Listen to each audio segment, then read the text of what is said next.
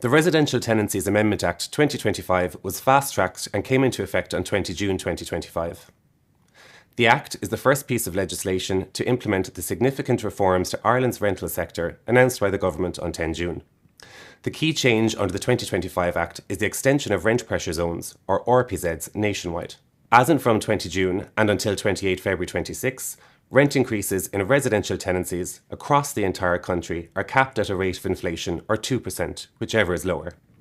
We do, however, expect that the February 2026 date will also be extended in time. Further legislation, which will overhaul the residential tenancies legislation, is awaited following the government announcement in that regard on 10 June 2025, and it is anticipated to take effect from 1 March 2026.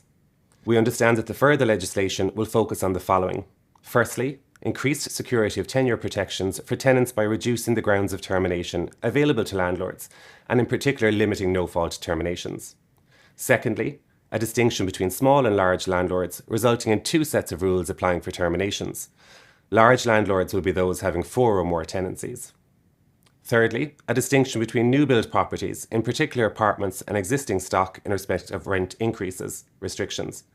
And finally, an entitlement for landlords to reset rents to market rates in certain circumstances.